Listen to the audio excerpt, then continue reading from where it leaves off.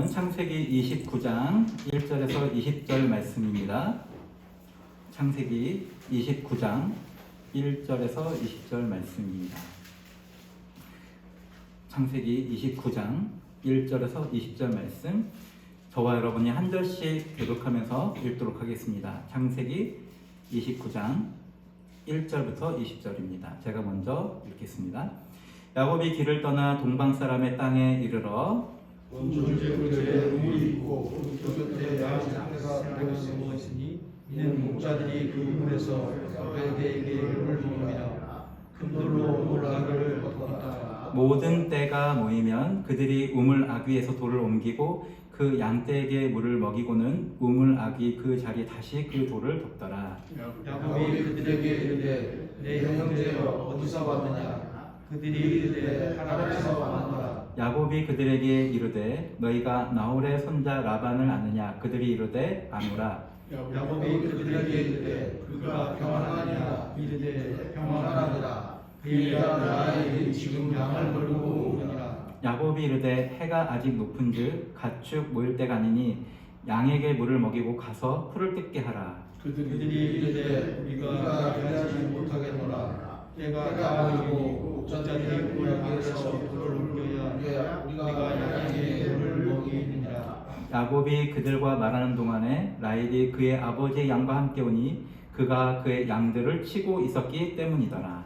야곱이 그의 삼촌 라반의 딸 라헬과 그의 외삼촌 양을 보고 나아가 우물아귀에서 돌을 옮기고 외삼촌 라반의 양에게 물을 먹고 그가 라헬에게 입 맞추고 소리내어 울며 그에게 자기가 양을 지시고 이분과의 양을 말하더니 라헬이 달려가서 그의 아버지에게 알매. 라반이 그의 생질 야곱의 소식을 듣고 달려와서 그를 영접하여 안고 입맞추며 자기 집으로 인도하여 드리니 야곱이 자기의 모든 일을 라반에게 말하매 라반이 이르되 너는 참으로 내 일을 이루라 하였더라. 야곱이 한 달을 그와 함께 거주하더니 라반이 야곱에게 이르되 내가 비록 내 생질이나 어찌 그저 내 일을 하겠느냐? 내 품삯을 어떻게 할지 내게 말하라. 라반에게 두 딸이 있으니 네 이름은 레아요 아우의 이름은 라헬이라. 레아는 시력이 약하고 라헬은 곱고 아리따우니 야곱이 라헬을 더 사랑하고 대답하되 내가 외삼촌의 작은 딸 라헬을 위하여 외삼촌에게 7년을 섬기리이다. 라반이 이르되 그를 내게 주는 것이 타인에게 주는 것보다 나으니 나와 함께 있으라. 함께 야곱이 라헬을 위하여 7년 동안 라반을 섬겼으나 그를 사랑하는 까닭에 7년을 며칠같이 여겼더라. 아멘. 예, 보통 오늘은 부활절로 많은 교회들에서 부활절 행사를 합니다. 그리고 지난 한 주간에는 고난주간으로 또 굉장한 어떤 고난주간을 기념하는 고난주간을 또 더 의미 있게 하는 새벽기도와 또 금식 여러 가지 행사들을 보통의 교회들은 합니다. 근데 우리 교회는 특별히 그것을 하지 않는 이유는 저는 참 우리 교회 그런 부분에도 되게 동감하는 마음을 갖고 있는데요. 대부분의 교회에서 보면은 원래는 그래서는 안 되겠지만 예수님을 1년에 한 2번 정도 생각하는 것 같아요. 고난주간이 지나고 부활절 그리고 예수님 크리스마스 때 봬요 막 이런 느낌이에요. 그래서 평상시에 따를 때는 예수님에 대해서 별로 집중하거나 예수님을 배우지 않다가 이게 딱 고난주간 됐을 때 이제 사순절부터 시작해가지고 고난주간 됐을 때 뭔가 예수님의 고난에 우리가 동참한다고 하면서 자기 몸을 굉장히 괴롭히는 일들을 막 합니다.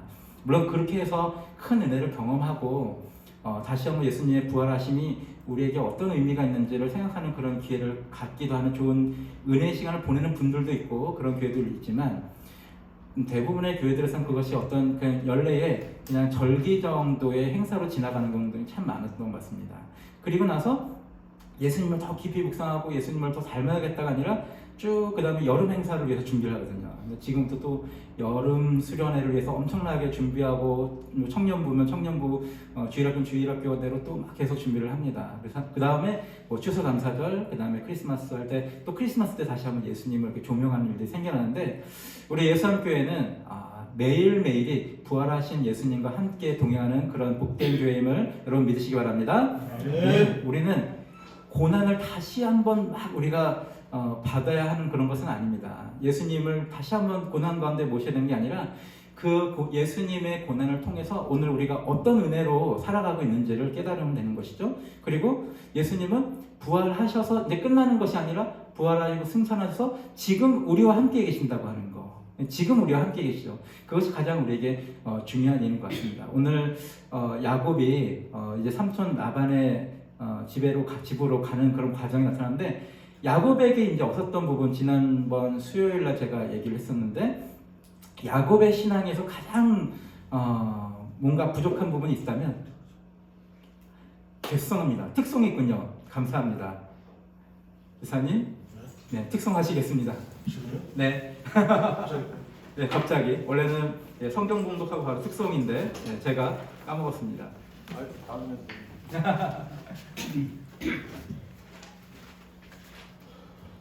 네, 곡명을 소개하시겠어요? 아니면 또 이 곡을 선택한 이유 같은 거 말씀하셔도 좋겠습니다. 은혜를 설명하셔도 되겠습니다. 처음에 예수님을 알고 믿음을 가졌을 때는 참 은혜롭고 참 세상 모든 걱정이 없고 너무나 마음이 평안하고 그런 시간이 한 3개월 정도에서 한 6개월 정도 갔는데, 지금은 또 그런 마음이 많이 또 사라지고 그냥 의례적으로 주일에 또 예수님 예배드리러 교회 오고, 또 가끔 생각나면은 뭐 성경 책보다 유튜브로 간단하게 편안하게 어떤 예수님에 대한 그런 지식을 얻기 위한 그런 너무 의미 없는 그런 것 같아서 다시 한번 예수님의 저를 구원해 주시고 불러주신 우리 하나님의 사랑을 한번 다시 되새기는 의미에서 십자가 그 사랑을 나가게 됐습니다. 아멘.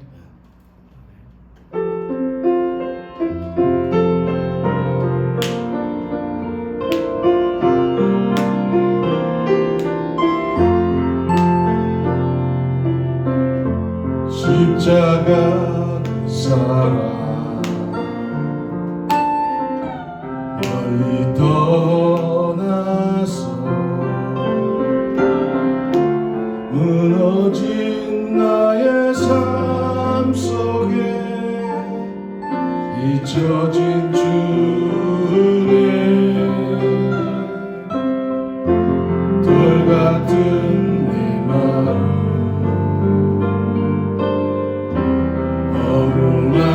어루만지사 다시 일으켜 세우신 주를 사랑합니다. 주 나를 도와하시고 날 붙드시니 나는 보배롭고 존귀한 주님의 자녀라. 주 나를 보호하시고 날 붙드시니 나는 보배롭고 존귀한 주님의 자녀라. 지나간 해들을 기억하지 않고 이전에 행한 모든 일 생각지 않으리. 사막의 강물과 길을 내시는 주 내 안에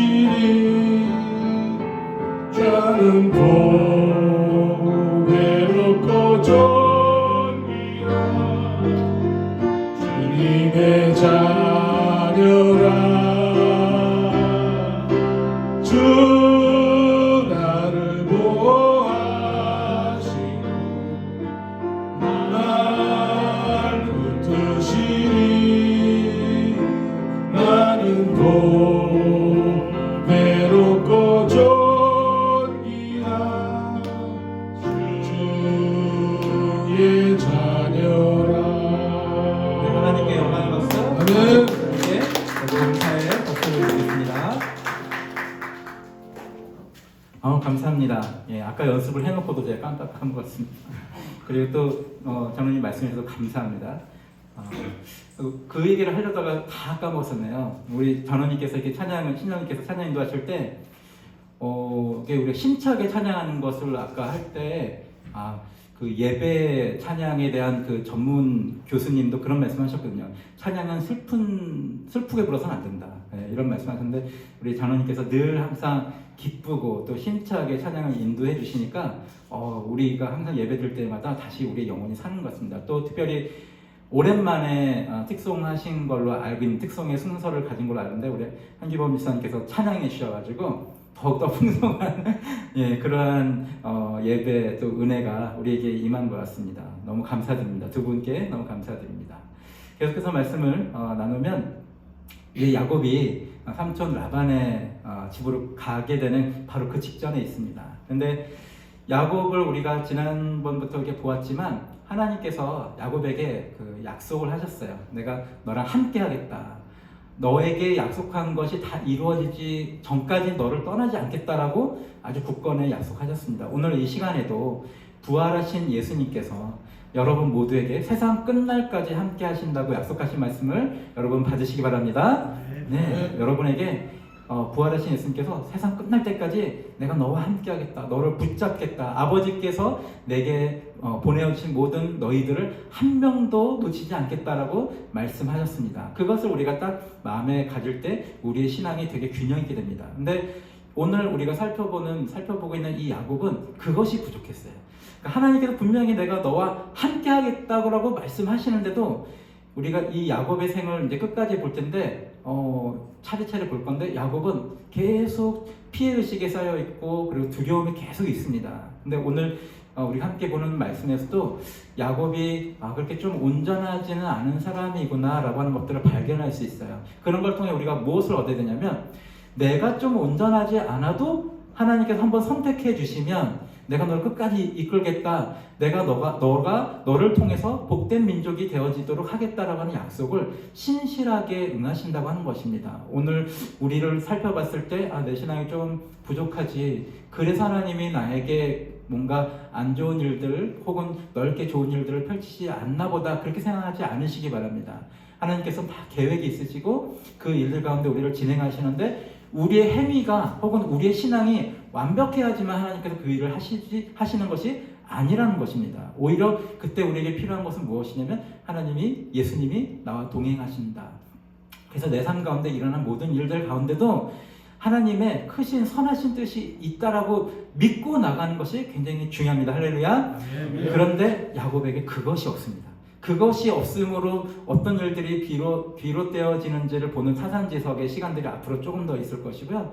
오늘 우리가 함께 읽었던 말씀에 의하면 야곱이 이제 삼촌 라반의 집에 들어가기 전에 한 우물을 만나죠. 거기에 우물에 세 떼의 양들이 이렇게 기다리고 있는 것을 봅니다. 근데 야곱이 그 목자들에게 뭐라고 얘기하냐면 빨리 지금 또 양들에게 물을 먹이고 다시 풀을 먹이러 또 가야지 왜 여기서 이렇게 시간을 낭비하고 있느냐라고 야곱이 얘기했는데 이 말이 굉장히 건방진 말이에요. 왜냐하면 자기만 목자야?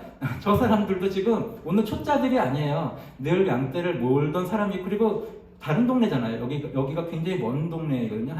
그때 처음에 아브라함의 늙은 종을 보내가지고 이삭의 아내 리브가를 데리고 오라고 했던 그 동네잖아요. 그러니까 한 14일 정도를 아주 쉬지 않고 갔다 와야 되는 먼 거리에 있는 이 동네인데 남의 동네 와가지고 지금 목자들에게 사정도 모르는 채 왜 지금 놀고 있느냐고 야곱이 얘기하는 거예요. 그러니까 굉장히 이게 오지랖이 넓다라고 그냥 표현하기도 좀 그렇고 왠지 좀 자기중심적이고 사람 마음을 좀 이렇게 잘 알지 못하는 그런 상태인 것 같아요.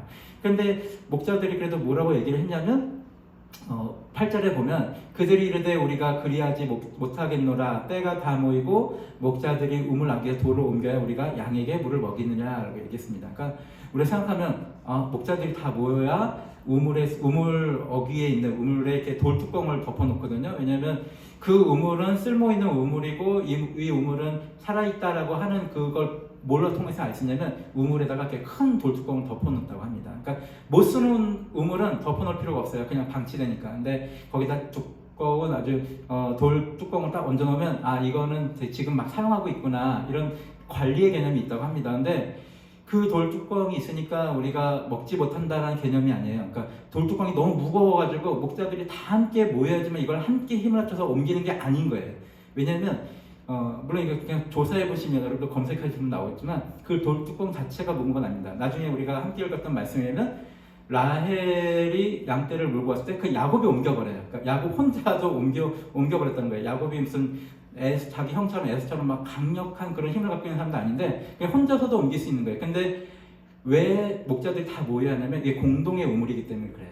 그러니까 목자들 간에 협약이 있는 거예요. 그래서 그냥 우리가 먼저 왔다서 우리가 그냥 우리의 양떼들에게 그냥 다 물 먹여버리면 나중에 오는 목자들은 그 우물을 충분히 잘 사용할 수 없으니까 목자들 사이에는 협약이 있나 봐요. 그래서 목자들이 함께 다 같이 모였을 때 차례차례 혹은 공정하게 물을 마시는 그런 규칙이 있었던 거예요. 그러니까 이 목자들이 빨리 우리 양들을 먹이고 그 다음에 또 풀을 먹여야 되는데 아직 그 협약을 맺은 목자들이 다 모이지 않은 거예요. 그래서 기다리고 있는 거거든요. 그러니까 야곱은 그런 상황들을 보면서도 나중에 자기 삼촌의 딸 라헬이 이제 양떼를 몰고 왔을 때 그냥 자기가 스스로 그 뚜껑을 그냥 옮겨버리고 자기 삼촌 라헬의 딸이 몰고 있는 양떼들에게 그 물을 줘버리거든요. 그럴 때 우리가 생각하면은 그럼 다른 목자들 화를 내야 되잖아요. 그러니까 지금 이방에 그래서 멀리 있는 사람이 와가지고 우리 목자들 간에 있는 계약이 있는데 그걸 계약을 어겨버리고 그냥 내 삼촌의 양들이 왔다고 해가지고 그냥 자기가 옮겨버려요. 그러니까 먹일 수는 있어도 그것도 그래도 그 목자들이 옮기는 걸 기다렸다가 해야 되는데 내가 그냥 나서버려가지고 야곱이 그 돌뚜껑을 옮겨버려서 그냥 삼촌의 양들에게 그냥 먼저 먹여버렸다는 거예요. 이것만 봐도 야곱이 그러니까 우리가 야곱에 대한 생각을 다시 해야 하는 거일 수도 있겠습니다. 왜냐하면 여러분들 혹시 신앙생활하면서 야곱의 신앙이 막 굉장히 좋고 막 이렇다 성격도 되게 좋다 이렇게 생각하셨으면 조금 많이 실망할 만한 부분이에요. 그냥 모르는 동네 가가지고 오지랖피는 것뿐만 아니라 그 동네 사람들이 일하는 방식이 있고 이건 그냥 보편적인 방식이에요. 어느 동네 가도. 그런데 그 방식들을 어기고 그냥 자기가 지금 자기 용건이 있다고 해서 막 나서가지고 사람들 그냥 막 뭔가 조언을 한다고 치고 그 사람들도 다 사정이 있는 건데 그리고 자기의 친척의 양들이 왔다고 해서 자기가 돌을 옮겨요. 그거는 우리가 어느 동네 딴 동네 가도 잘 하지 않는 짓이잖아요. 그 동네 목자들이 그럼 다 모였음을 확인하면 그 동네 목자들이 이제 옮기고 이제 물을 차례차례 나눠서 이렇게 먹는 것을 이렇게 기다리고 봐야 되는데 그냥 자기가 본인이 해버리거든요. 그러니까 마음이 굉장히 앞선 거예요. 삼촌의 딸 라헬을 보면서 막 끌어안고 입 맞추고 막 엉엉 울고 마음이 막 급한 그런 상태에다가 그냥 모든 것들을 상황들을 제대로 살펴보지 않고 막 나서는 거죠. 그러니까 이런 것만 봐도 이렇게 야곱이 생각보다 이렇게 막 하나님 안에서 이렇게 점잖고 좀 뭔가 이렇게 잘 다듬어져 있는 사람은 아니다 이런 생각들을 우리가 말씀을 통해서 이렇게 보게 됩니다. 그런데 이제 문제가 그 다음에 생겨난 게 뭐냐면 라반의 이제 집에 가서 삼촌을 이제 만나고 삼촌에게 있었던 모든 일들을 얘기합니다. 그러니까 13절, 14절에 이제 야곱이 삼촌에게 얘기해요. 내가 여기 왜 왔는지를 얘기합니다. 근데 단지 아내를 구하러 온 걸 얘기한 게 아니라 전체를 다 얘기를 했죠. 그러니까 그러니까 삼촌의 여동생인 그리고 나의 어머니가 되시는 어머니와 함께 장자권에 대해서 이런 거짓말을 했더니 이제 형이 나를 죽이려고 한다고 하는 얘기를 듣고 어머니가 나를 여기로 보냈습니다 하고 얘기를 다 한 거예요. 근데 여기 놀라운 야곱의 말이 있습니다. 뭐라고 얘기하냐면 13, 14절 거기 14절 쪽에 보면은 이런 말을 라반이 합니다. 14절에 있네요. 라반이 이르되 너는 참으로 내 혈육이로다 하였더라 이 말을 합니다. 여러분 만약에 여러분이 삼촌의 입장이고 내 여동생이 그런 짓을 저질러가지고 지금 아들을 여기 피신시켰으면은 뭐라고 얘기해요? 야, 걔는 왜 그러냐 이렇게 얘기해야 되잖아요. 왜 그런 짓을 했냐 그러던데 삼촌이 뭐라고 얘기하냐면 참 내 혈육이다. 이게 무슨 말이에요? 걔 닮네. 우리 집안 닮네 같은 말이에요. 그러니까 나중에 보시면 알겠지만 라반 똑같은 사람이에요. 그리고 라헬도 비슷해요. 왜냐면 나중에 야곱이 삼촌 라반의 집에 탈출할 때 그 아내로 맞은 라헬이 삼촌, 그러니까 자기 아버지의 귀한 거 훔쳐내요. 그것 때문에 또 문제 생기니까 그러니까 라반이 야곱의 얘기를 듣고 우리 핏줄이네 이렇게 얘기한 거예요. 참 내 혈육이로다 이렇게 얘기한 거예요. 그러니까 지금 이제 이 야곱은 그 말 듣고 어떤 생각했는지 모르겠는데 지금 여기는 더한 곳이에요. 사실 어떻게 보면 이제 야곱이 겪게 될 일들은 이게 삼촌이 아닌 악덕 기업주 같은 사람을 만난 거예요. 그러니까 오늘도 보십시오. 보통 양을 모는 사람은 남자들이 몰거든요. 아무리 그래도 다윗과 같은 어린 사람에도 여자가 몰지 않고 남자가 몰게 돼 있어요. 근데 오늘 라헬이 양떼를 몰고 왔어요. 이거 되게 이례적인 건데 보통 딸이면 목자들 사이에선 거친 일이 많이 발생하고 다윗이 고백한 것처럼 맹수가 양을 막 이렇게 가져가려고 그런 위험한 일도 있거든요. 근데 뭐 딸을 강하게 키우려고 그래서 그런지 몰라도 제가 볼 때는 이 라반이라고 하는 사람은 되게 효율을 되게 중시하는 사람입니다. 그래서 자기 딸이어도 위험 가운데 있어도 얘를 크게 키우기 위해서가 아니라 모든 노동력을 다 이용해야겠다. 필요한 가용 노동력 다 이용해야겠다. 이런 생각을 갖는 것 같아요. 왜냐면 나중에 야곱이 이제 삼촌 라반의 집에서 일을 할 때 분명히 삼촌답게 내가 어떻게 너에게 공짜로 일 시키겠느냐, 뭐 얼마를 주면 되겠어? 뭐 이런 식으로 얘기는 하는데 나중에 앞으로 살펴볼 말씀드리면 굉장히 착취합니다. 그래서 월급도 얼마 주겠다고 한 약속을 계속 수차례 계속 반복해서 바꿔요. 그러니까 그건 아마도 더 많이 주기 위해서 바꾸는 게 아니라 야 요번에는 좀 소출이 안 좋으니까 결과가 안 좋으니까 좀 깎자. 요번에는 다음엔 많이 줄게 하다가 한두 달 많이 주다가 요번에 좀 깎자 하면서 나중에 야곱이 라반에게 항변을 해요. 삼촌이 그렇게 여러 차례를 내 월급을 이렇게 막 변화시켜 깎아 내가 무슨 말 했습니까? 이런 말을 하고 또 내가 삼촌의 양들을 돌볼 때 맹수가 그 양들을 막 이렇게 잡아가도 그걸 다 제 돈에서 하지 않았습니까? 그러니까 밤낮 자는 시간도 없이 삼촌의 양들을 다 돌봤는데 여기서 이렇게 더 하시면 어떡합니까? 라고 막 항변할 정도로 그 긴 시간 동안 자기의 누이의 아들이 와서 내 밑에 일하는데 이거는 그냥 불법 체류자를 그냥 막 쓰는 거하고 똑같은 거예요. 그러니까 너 불법 체류했지? 너 죄 짓고 지금 도망 나왔지? 그러니까 내가 마음대로 쓴다? 이런 느낌으로 지금 조카를 하거든요. 근데 비교해 보십시오. 여러분에게도 만약에 조카가 있는데 내 밑에 와서 내 누이의 아들이나 딸이 와서 내 밑에 일하는데 그렇게 대하는 삼촌이 있습니까? 아브라함은 그 조카 롯을 어떻게 했습니까? 네가 같이 재산이 막 풍요롭고 막 부해지니까 그들 가운데 무슨 분쟁이 나니까 네가 이제 땅을 선택해라. 조카 롯에게 네가 저쪽을 선택하면 내가 이쪽 선택하고 네가 이쪽 선택하면 내가 선택하겠다 하면서 조카에 굉장히 많은 거를 양보를 해요. 게다가 아브라함의 그 조카 롯이 잡혀가잖아요. 전쟁 중에 소돔과 고모라 그쪽에 전쟁을 해서 그때 어떻게 해요? 아브라함이 자기의 사병을 이끌고 이게 어쩌면 잘못하면 전쟁에 휘말려서 자기 가문이 파멸할지도 모르는데 조카를 구하기 위해서 사병을 출동시켜가지고 조카를 딱 구출해냅니다.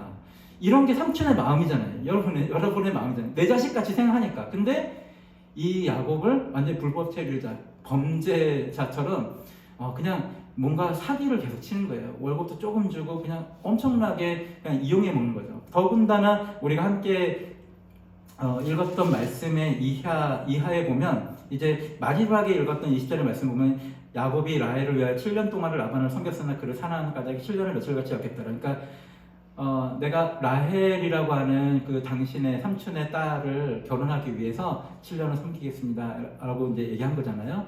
근데 그 다음에 어떤 사건이 있는지 우리가 말씀이 길어서 읽지 않았지만 여러분이 잘 아실 거예요. 결혼 사기를 칩니다. 한마디로 결혼에 사기를 쳐요. 삼촌이. 그러니까 이유는 자기의 큰딸 레아가 별로 안 이쁜가 봐요. 안 이뻐요. 뭔가 그 매력이 없어. 그러니까 얘를 빨리 시집을 보내야 되는데 쟤는 둘째 라헬에게 관심이 있어요.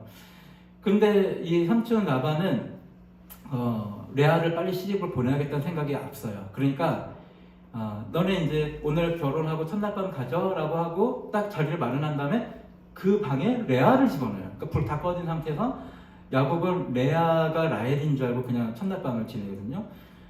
와, 삼촌이 아무리 자기 딸 뭐 그렇다고 해도 이게 사기를 치면 사기 결혼해가지고 그냥 야곱을 황당하게 만들거든요. 근데 그 기분이 어땠을까? 근데 굉장히 이제 야곱이 화를 내면서 삼촌에게 얘기하잖아요. 25절에 우리 함께 읽지 않았던 말씀이라 제가 읽으면 25절에 이렇게 얘기합니다. 야곱이 아침에 보니 레아라 라반에게 이르되 외삼촌이 어찌하여 내게 이같이 행하셨나이까? 내가 라헬을 위하여 외삼촌을 섬기지 아니하였나이까? 외삼촌이 나를 속이시면 어찌 됩니까? 이렇게 얘기해요. 근데 참 이 말이 참 웃기죠. 왜냐면 자기도 그랬잖아요. 지금 자기도 지금 여기 왜 도망 와 있어? 자기가 어머니랑 함께 그냥 장자에 대해서 자기 아버지 이삭을 속였잖아요. 예, 어머니랑 아들이 작당해가지고 감히 아버지를 속여가지고 아버지의 뜻과 반하는 일을 지금 저질러서 집안이 이렇게 막 풍지박살 나는 상황이 되는 상황이잖아요. 왜냐면 에서가 그런 얘기 있잖아요. 내가 아버지만 돌아가시면 널 죽이겠다. 이 얘기 때문에 지금 야곱을 여기 보낸 거거든요, 어머니가. 근데 자기도 그런 일을 해놓고서 자기도 사실 그런 마음이고 자기도 어떤 이 땅에 와서도 어떤 규칙들을 잘 안 지키는 사람이면서도 삼촌 라반에게 따지잖아요. 삼촌, 이런 법이 어딨어요? 왜 나를 속이십니까? 왜 법을 어기십니까? 왜 약속을 어기십니까? 이런단 말이에요. 참 이게 자기가 할 때는 모르고 당할 때 되니까 그게 굉장히 억울한 거예요. 사랑하는 성도 여러분, 야곱이 이런 상황인데 하나님께서는 야곱에게 약속하신 것을 취소하지를 않으십니다. 그리고 야곱을 뭔가 하나님께서 그러면 복된 사람으로 이끌려면 뭔가 야곱에게 더 좋은 어떤 환경들을 열어주면서 하나님이 은혜를 이렇게 깨닫게 하실 것도 같은데 오히려 하나님이 야곱에게 더 악한 상황 가운데 몰아넣어요. 라반이라고 하는 이 집에서. 그러니까 그러니까 신학자들이 얘기할 때 최소 20년 이 집에서 노예처럼 일한다라고 기록되어 있고, 또 어떤 신학자들은 아니다, 20년이 아니라 그 성경 말씀에 20년 플러스 20년이어가지고 40년을 이 집에서 일한다, 이렇게 얘기하는 신학자들이 있어요. 그러니까 최소 20년 동안 여기서 노예처럼 이제 일을 하는 상황이 되거든요. 왜 하나님께서 이렇게 하셨을까? 오늘 설교 제목에 보면 돌로 돌을 깎는 하나님이라고 제가 그렇게 정했습니다. 우리 가운데 하나님께서 복 주시기 위해서 우리 가운데 이렇게 빼내야 할 것들이 있어요. 그리고 하나님께서는 당신의 큰 뜻을 진행하시는데 거기에 내가 좋은 마음으로 들어가기를 원하시는 하나님의 마음이 있습니다. 그러기 위해서는 우리 안에 있는 나쁜 것들을 빼내야 돼요. 그러니까 야곱에게는 아직 우리가 살펴봤던 것처럼 계속 어떤 나쁜 것들이 들어와 있어가지고 그 부분들로 인해서 그 하나님의 계획하신 뜻들을 잘 신뢰하면서 쫓아갈 수 없는 그런 입장이거든요. 근데 하나님께서는 그 모든 사건들을 허용하셨잖아요. 그러니까 예를 들어 리브가가 그 아들에게 야곱에게 야 우리가 이제 아버지 속여가지고 장자권을 네가 갖자 이렇게 할 때 하나님 나타나서 막을 수도 있잖아요. 왜냐하면 그 전에도 리브가에게 하나님 나타나서 제 태중에 있는 뱃속에 이 두 아이가 싸우는데 어떻게 하면 좋을까요? 했을 때 하나님께서 뭐 괜찮다 이런 말씀 안 했지만 둘째의 민족이 큰 애의 민족을 오히려 다스릴 거다. 그러니까 첫째의 민족이 둘째 민족이 섬길 거다. 이 얘기를 하시는 것처럼 뭔가 하나님께서 계획하셔가지고 그 계획에 어긋나는 게 있으면 나타나서 말씀하셨을 거라는 거예요. 근데 말씀하시지 않았어요. 더 거슬러 올라가면 아브라함의 늙은 종이 이제 자기의 이삭의 자기 주인의 아들의 아내 되는 사람을 구하기 위해서 바로 이 땅에 왔던 거잖아요. 여기서 리브가를 하나님 그 늙은 종이 기도했잖아요. 하나님 우리 주인의 아들의 아내감 제가 곧 여기서 찾아서 데리고 가야 되는데 내가 생각하는 그런 좋은 사람으로서 저에게 인도해 주세요. 그러면 하나님 뜻인 줄 알겠습니다. 근데 정말 그 늙은 종이 얘기한 대로 얻은 사람이 누구예요? 바로 이 라반의 여동생이에요. 이 집안, 약간 도둑놈 집안, 되게 악랄한 집안의 사람을 데려갔어요. 근데 그 늙은 종이 되게 신실한 사람이잖아요. 아브라함이 신실한 사람, 그리고 기도하는 사람이에요. 늙은 종이 기도하는 사람이에요. 기도한 대로 됐는데 하필이면 이 도둑놈 집안의 사람을 지금 데리고 가는 상황이 바로 그 리브가였고, 또 그 집안으로 또 야곱을 보냈는데 또 그 삼촌도 약간 도둑놈 같은. 그러니까 야곱이 처음에 이 우물가에 와가지고 그냥 막 자기 삼촌의 딸이 왔다고 해서 양 먹이고 막 그랬을 때 목자들이 싸움이 안 일어났어요. 이게 되게 신기한 일이에요. 모세가 나중에 모세가 이제 자기가 이집트에서 살인을 한 다음에 도망가잖아요. 그때 이제 자기의 장인 또 자기의 아내를 만나는 그 결정적인 역할을 하는 어떤 또 우물가의 사건들이 발생하잖아요. 근데 거기서도 목자들하고 분쟁이 있는데 그때는 성경에 기록되지 않았지만 나중에 그 모세의 아내 보라가 그런 얘기합니다. 당신은 피의 남편이요 이렇게 얘기하거든요. 그러니까 피의 남편이라는 게 나중에 모세가 이제 다시 이스라엘 백성에게 애굽으로 돌아갈 때 할례를 해야 되는 것뿐만 아니라 그냥 저 남편은 진짜 피로 내가 만나가지고 피로 또 이렇게 진행되는 이런 어투가 있단 말이에요. 당신 피의 남편이요. 근데 왜 피의 남편일까? 성경에 기록되어 있던 보면 그때 모세가 나타나서 상황을 종료하니까 장인어른이 데리고 와라 그래서 결혼시키잖아요. 어떻게 상황을 정리했을까? 완료에는 방법이 없잖아요. 모세가 가가지고 자기 장인 어른의 그런 양떼들에게는 물 못 마시게 하고 다른 목자들이 횡포할 때 그냥 말로 했겠습니까? 그냥 우리 점잖은 사람들끼리 왜 이러니까 우리 서로 공평하게 물을 마시게 하죠. 이렇게 안 됐을 거 아니에요. 뭔가 그때 모세의 또 마음은 어때요? 지금 누구 한 명을 죽이고 도망자예요. 그러니까 누구 한 명을 죽이고 도망한 사람의 마음이 평안할 리가 있습니까? 굉장히 막 우리가 한번 이렇게 뭐 주먹 싸움을 우리 남자분들은 하실지 모르겠지만 원래 학교에서 이렇게 한번 싸우면 그 쉬는 시간 싸웠어 누구랑 막 치고 갔어. 그러면 그 다음 수업 시간에 막 덜덜 떨리잖아요. 이게 마음이 굉장히 막 요동치고 덜덜 떨리고 끝나고 나서 또 제가 패거리 될 거면 어떡하지? 근데 저는 초등학교 때 한 번밖에 안 싸워봤지만 한번 주먹질 하고 나면은 이게 막 마음이 진정이 안 돼요. 집에 갈 때 진정이 안 돼. 근데 사람을 죽이고 지금 도망 나온 사람의 모세가 그 우물에서 이렇게 평안하게 말로 해결했을 리가 없어요. 그러니까 이 우물가에서는 굉장히 거친 일들이 발생하는데 희한하죠? 야곱이 거기서 아무튼 자기 삼촌 라헬의 양떼를 먼저 먹였는데 목자들이 아무런 항변 안 해요. 그 얘기는 성경 신학자들의 표현에 의하면 라반이 이미 그 땅에서 많은 양을 키우는 좀 유지 같은 인물이고 소문이 악랄하다고 소문났을 거다. 그러니까 그 무서워서일 수도 있지만 저 사람에게 뭔가 찍히면 굉장히 우리 피곤해진다 이런 생각이 있었나 봐요. 그러니까 목자들이 아무 말 안 하잖아요. 야곱이 지금 자기가 처음부터 자기 신분을 내놨잖아요. 내가 삼촌 라반의 조카요 이렇게 얘기를 하면서 얘기를 시작했는데 보통의 다른 동네 목자들 같으면 약간 험한 일을 하는 사람들이기 때문에 하면서 뭐라고 얘기하면서 야 왜 네가 뚜껑 옮겨? 우리가 다 같이 뚜껑 옮겨야 되는데 그 일들을 다 야곱했는데 아무런 분쟁이 기록되지 않아요. 그런 거 봤을 때도 삼촌 라반이 참 굉장한 여기서 악명이 있는 사람이구나 생각이 되어지잖아요. 근데 하나님께서 이 사람 야곱을 여기로 인도하도록 만드는 모든 일에 그냥 허용하셨다고 하는 거예요. 이걸 보면서 하나님의 선한 뜻이 하나님의 복된 뜻이 항상 비단길로 가는 것이 아니다. 우리는 근데 그게 너무 싫어요. 우리 삶 가운데 하나님께서 나를 복되게 만드시고 우리 가정을 복되시게 만들고 내 소원을 이루는 그 모든 과정들이 그냥 비단길 꽃길이었으면 좋겠는데 하나님께서는 그렇게 하시지 않는다고 하는 거예요. 그러면서 오늘 이 집안에서 이 지역에서 뭔가 악명 높고 이 집안 자체가 이게 좀 거슬러 올라가면 하나님께서 아브라함에게 내가 너를 복의 근원이 되게 하고 너를 복되게 해서 너를 통해 만국이 복을 받을 것이라고 아브라함을 얘기했는데 왜 이 가정 라반, 리브가, 라헬 이 가정을 왜 아브라함에게 이식했냐는 거예요.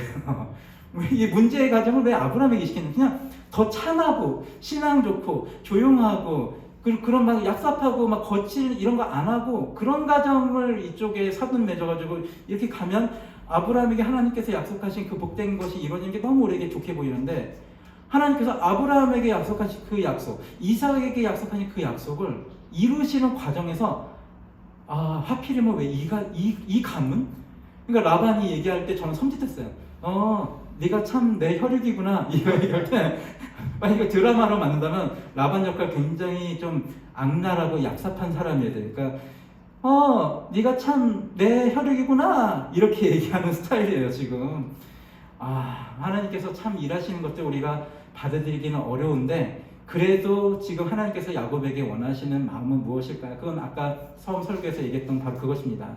어떤 상황 가운데 나를 집어넣더라도 하나님의 선하신 뜻을 믿는 것, 감사하는 마음을 믿는 것. 야곱이 이 삼촌집에서 일하면서 사실 삼촌집이 더 부유하게 돼요. 하나님께서 야곱과 함께 하니까 그 가정이 부유하게 돼요. 그리고 자기가 탈출할 때 우리가 기억하시는 분들 계실 거예요. 그러니까 뭔가 흠이 있고 점이 있는 거는 삼촌과 거래를 하잖아요. 이제부터 이제 양이나 염소가 새끼를 낳을 때 뭔가 점이 있거나 흠이 있으면 다 제가 갖고 멀쩡한 것들은 삼촌이 갖는 것으로 우리가 계약을 하시죠. 그랬을 때 삼촌이 오케이 하면서 흠이 있고 막 그런 것들은 자기 아들도 시켜가지고 또 분리시켜 놓거든요. 철저하게 라반은 그런 사람이에요. 그러니까 조카에게 하나도 주고 싶지 않아서 그럴 만한 상황이 지금 야곱이 얘기할 만한 상황이 벌어질까봐 아들도 시켜가지고 완전히 양들과 염소를 다 분리시켜 놓거든요. 근데도 야곱은 또 자기 꾀에 저 지금 쟤네가 이제 교비를 하고 있으니까 쟤네한테 그런 점이 있는 애들이 나타나려면 내가 여기 나뭇가지를 좀 흠집을 해서 이거를 보면서 쟤네가 이렇게 새끼를 뵐 수 있도록 해야겠다. 사실 이거는 말도 안 되는, 생물학적으로도 말도 안 되는 일인데 그냥 야곱이 그렇게 믿고 싶었나 봐요. 근데 그것과 상관없이, 그거는 사실 효용이 있는 게 아니잖아요. 하나님께 그렇게 명령한 것도 아니고 상관없이 그냥 야곱이 원하는 대로 하나님께서 이루어주세요. 야곱의 목을 그냥 하나님께서 챙겨주신다는 거예요. 그런데도 불구하고 야곱은 끝까지 도망 나가는 모든 과정 하나하나마다 사실 하나님을 붙잡긴 하지만 붙잡으면 동시에 의심하고 두려움에 떨고 하나님께 감사하지 못하는 마음들이 계속 있어요.